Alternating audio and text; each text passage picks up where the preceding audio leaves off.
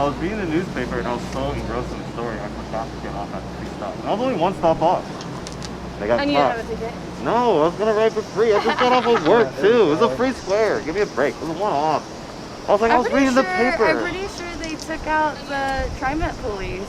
Yeah. That was part of the budget cut. Yeah. Yeah. Because that kind of stuff is so silly, you know? Like, $250. public transportation, first of all, the ticket shouldn't be that expensive. And secondly, like, it's public transportation. Like, people should have access to that. The worst thing about them ending the Fairless Square is that I honestly stopped coming down here more. Like that, I don't think people. A lot of things have happened that have ruined the business downtown. So this is what we should say for the show.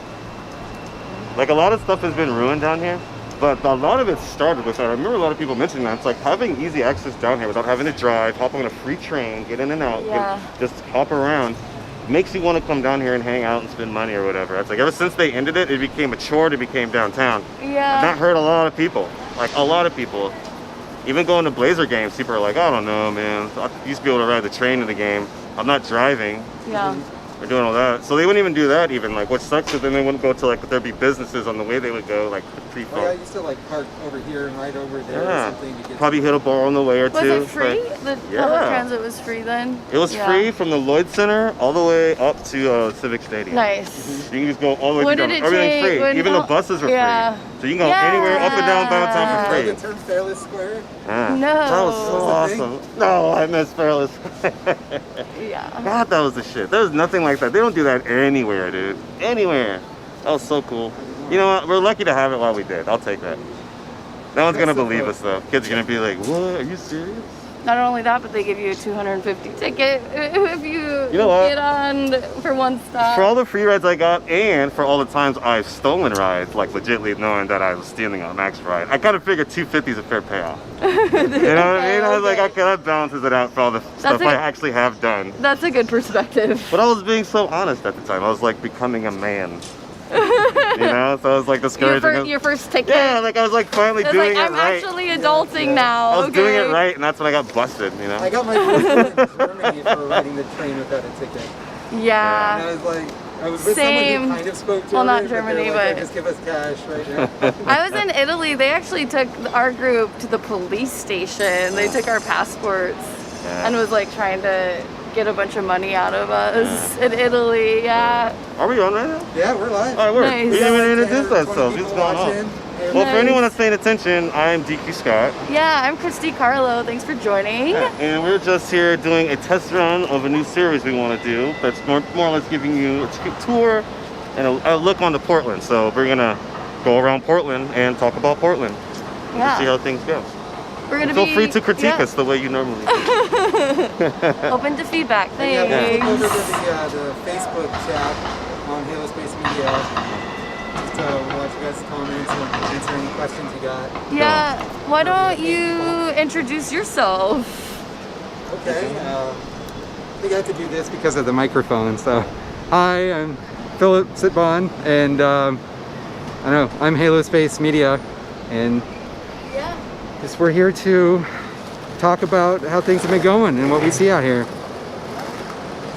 Yeah, so Philip, we're hoping that you'll give us a good tour around the city. You've been spending a lot of time downtown with the protesters, so we were hoping to get your perspective as we move along the city tonight.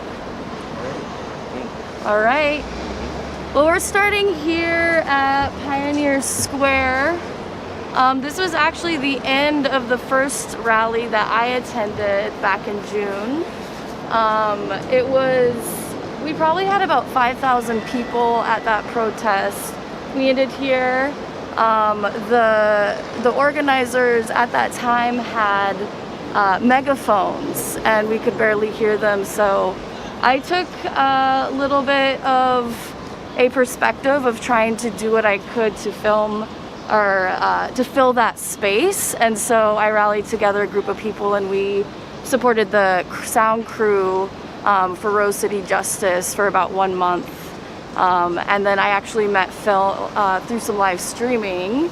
And I took a little bit of a step back the last few weeks to a month. I have a small business actually just a few blocks down, So I had to get back to work, couldn't be around large crowds, and also provide massage therapy. It was a bit of a conflict of interest, but you know, I do work down here. I have a small business, so I have felt very attached to, even though I haven't been directly involved, I see what's going on. I drive by the Justice Center multiple times a week, usually in the evening.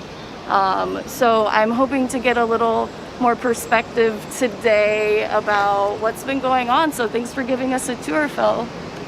Yeah. This is Christy's card. By the way. Thank you. Appreciate that. Quick look around the square.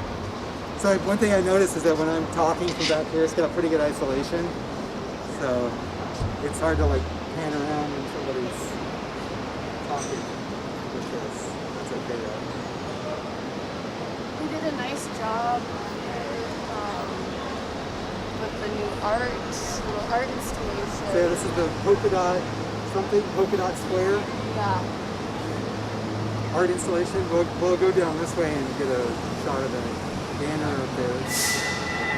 Yeah, we're planning on meeting up the Apple store, which has some really beautiful murals around that area. Most of the businesses down here have been shut down due to COVID and some other things going on, but it does seem like it has given the opportunity for smaller business to kind of take a lead, because it is most of the larger businesses like Apple, and then I think there's some other kind of ritzy stores across the street that have been shut down, but yeah, they've covered the city in some really beautiful art. So You know, it's interesting. As we look out, I've noticed one very interesting dynamic, and this relates to what you just said too. You can't help but to notice how there's still obviously a lot of homeless people that are still about and still struggling. I mean, I'm glad a lot of them have masks.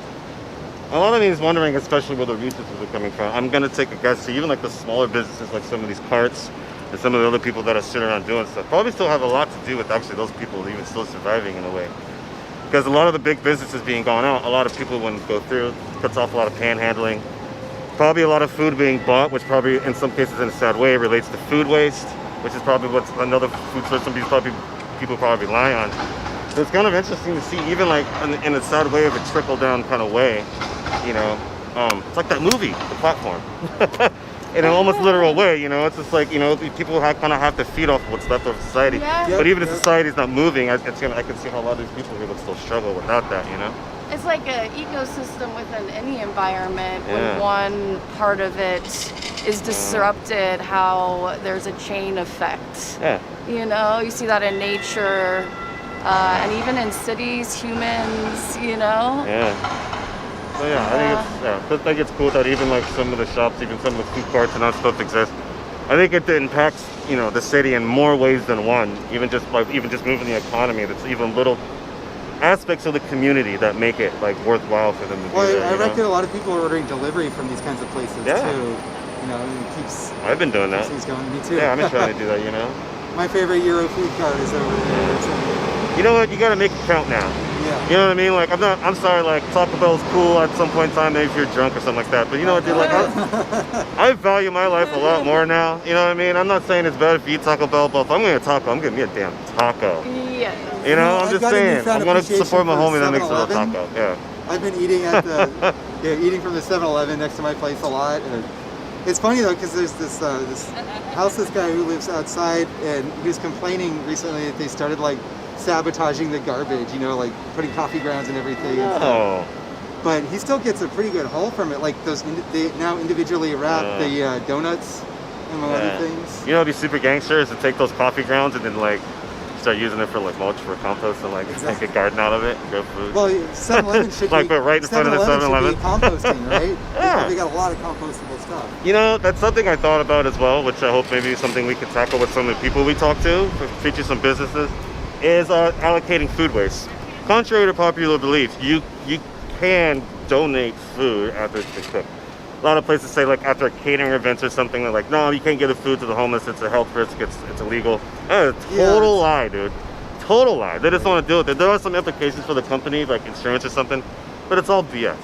But I imagine but there's certain services in certain ways. I know people have figured it out before, but there's ways to figure out how to get extra food waste that is left over from restaurants or catering business or anything else to like give the homeless and things. Food is, especially right now. I feel like I've worked at different homeless shelters. Food has never been the big issue. Yeah. It's usually the bigger stuff, right? Yeah. It's stable housing and mental health treatment, you know, totally. like that's where we should allocate time, you know? Because like I generally had access to a lot of different foods, you know. It was really fun. I learned how to cook really well during those experiences. Yeah. I got to cook for up to like 36 plus homeless people living in a space. This was right after college. But do you guys have any cool memories or thoughts about this space that we're in? This is a historic space in Portland. My first Portland protest / riot was here, actually. New Year's Eve, year 2000, rolling over to 2001. Yeah. This is my 20th year here. There was no event happening, and so there's a big tree and a bunch of people gathered, and a couple of people like threw like glass bottles, and then someone, people were setting off a couple fireworks.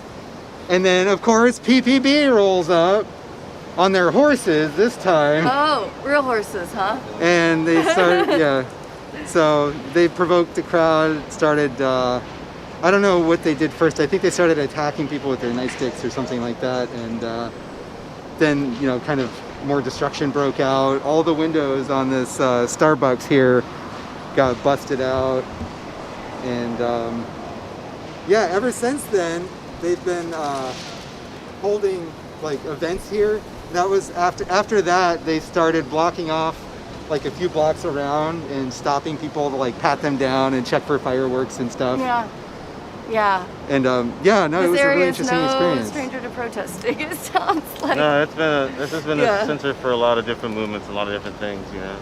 This has always been just such a hub for Portland. It's funny because I don't know. It feels smaller now, but I know how many big parts of my life happen here. And I feel like I've still seen like the whole city here at some point. You know, it still has that feel. Even the tree was here and all this other events, like during Christmas time, feast time, the Dave Chappelle random rally show that he did here that one time. Oh, I remember. All the other random events that kind of popped up here. I mean, I was on a first date with someone, and the Dalai Lama just happened to be here. Yeah. Like this place is like crazy stuff happens. It's such an interesting place. It's like a magnetic. It just felt like such like a big city when I first moved here too. It's a central hub for everyone. Like I think this is one of the few places in Portland that everyone kind of goes to. Like no matter what you're into, what you do, I think everyone has found themselves here no matter what for certain things. If you're even visiting Portland, I feel like it's local and punk rockers, skaters, people. hippies. You definitely used to have, I would say from back in the day, used to have more of like a festival vibe, which I remember. Some people probably can attest to what I'm talking about. Well, mainly just a lot of drum circles, a lot of crazy dancing over there. Not even like kind of jump circles dancing, but then there's like just the crazy wild wacky Portland people dancing on the side. A lot of people like doing like hack and sack, just whatever. A lot of musicians hanging out. Right? Yeah, people just throwing stuff. It was just kind of like almost like an improvised local market of sorts, like unofficially. I don't know, it was like a hot phase of that. And then maybe after a while some more corporate stuff started happening. But it's always been a good place for people to meet up for like events or other things, I'm so glad it still has that feel. It feels neutral. That's what I wanted to say. I feel like when I come here, everything's just as neutral. Which is funny because this is privately owned land, right? Yeah. I mean, I feel safe here. I feel like anyone can come here, like any group, and still kind of feel welcome. It's one of the few places I feel in Portland that I've had experiences like that at least, I always thought it'd be a good place for an occupation. I don't know. You've had some good stories, that's for sure. I've seen some wild stuff here, just hanging out, having lunch. But I've had great conversations with strangers here, just hanging out. Like you sit on those steps after a while, somebody's gonna come talk to you. Chances are, these probably gonna be one of the better conversations you ever had. They might smell a little bit. No, I get that. And but they're like, I started out at PSU, and even though when I first moved here, I'd walk around the city all day, every day. Yeah. But I had those conversations at PSU where it'd be like, some guy who lives on the street and has all kinds of stories, whatever, trading cigarettes for stories, pretty much. Yeah, that's kind of the fate. All right, let's check out these the tunnels. Yeah. A little personal advice from there in Portland. If you're gonna walk around down here with cigarettes, walk around with rollies. Oh yeah. And that is totally fair. That's fair to get you into everything. You get a lot of stretch that.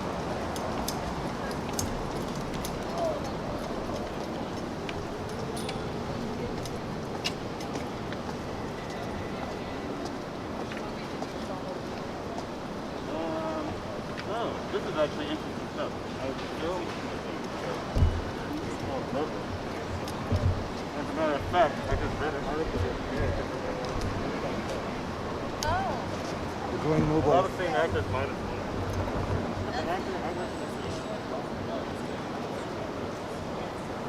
Polka Dot Courthouse Square.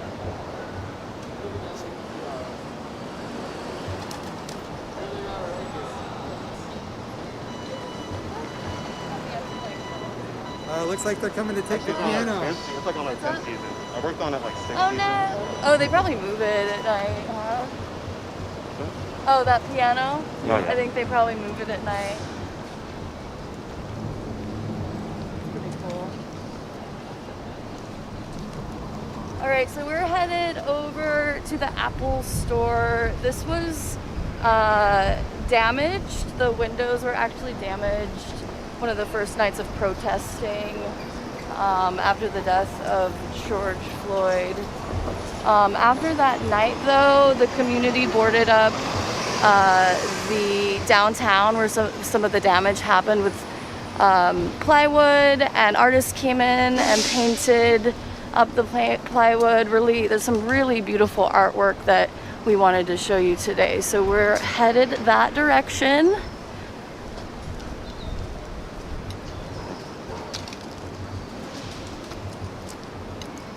We're going to be passing the Shanghai tunnels here.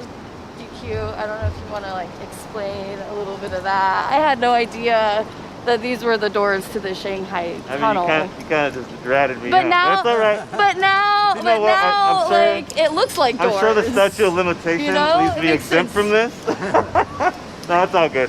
My mom already knows I do stupid stuff anyways. So, Hey, it was a long time ago, right? But for many You of would never you- do it now. yeah, many of you who've been around may know that these are the old entrances to the Shanghai tunnels. There's a door here now, it shuts it off. But some of you may remember back in the day, this was just a grate, just a gate, you know, a metal gate. And you can just, if you're skinny enough, you could just slide on through there and gain access underneath the city and to many other various parts underground throughout the city. Stretching almost down the first side, you used to be able to go through there and just hang out. You'd see people in there, whatever. I actually Not never as been scary down as it sounds, there. but what's that? Never been down there. Oh yeah, well you don't want to go down there. Not down that one at least. Okay. But there's still some places where you can still check it out. A lot of businesses and bars still have access to them. For example, like by Old Town Pizza, they have that through the tours, but some of those other bars